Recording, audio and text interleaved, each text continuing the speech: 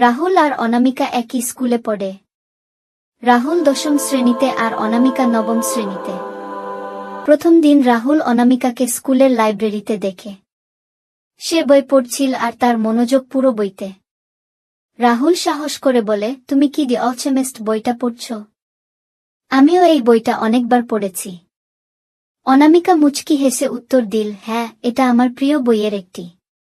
এরপর রাহুল আর অনামিকার মধ্যে বন্ধুত্ব গড়ে ওঠে। তারা একসাথে টিফিনে বসে গল্প করত। অনামিকা রাহুলকে বলতো তার প্রিয় বইয়ের কথা, আর রাহুল বলতো তার প্রিয় ফুটবল ম্যাচের গল্প।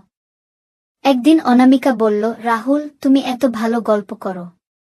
তোমার মতো বন্ধু পেয়ে আমি খুব খুশি। রাহুল হাসতে হাসতে বলল, তোমার সাথেও সময় কাটাতে আমার খুব ভালো লাগে।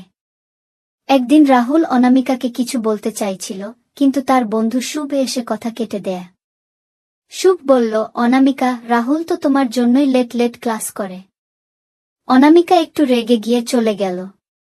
রাহুল তাকে অনেকবার বোঝানোর চেষ্টা করল, অনামিকা, এটা একটা ভুল বোঝাবুঝি। শুভ মজা করছিল। অনামিকা কিছুক্ষণ চুপ থেকে বলল, তোমার কথা বিশ্বাস করছি, কিন্তু ভবিষ্যতে এমন কিছু হলে আমাকে সরাসরি বলবে। ধীরে ধীরে রাহুল আর অনামিকা বুঝতে পারে যে তাদের বন্ধুত্বের মধ্যে বিশেষ কিছু অনুভূতি তৈরি হয়েছে।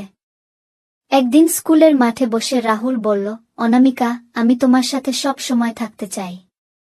তুমি আমার জন্য খুব গুরুত্বপূর্ণ। অনামিকা লজ্জা পেয়ে বলল, আমিও তোমার সাথেই সময় কাটাতে সবচেয়ে ভালোবাসি। রাহুল আর অনামিকা ঠিক করল যে তারা দুজন মিলে জীবনে বড় কিছু করবে।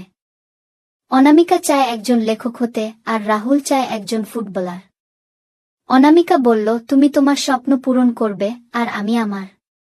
আমরা একে অপরকে সব সময় সাপোর্ট করব। রাহুল বলল, হ্যাঁ, একসাথে আমরা সব কিছু পারব।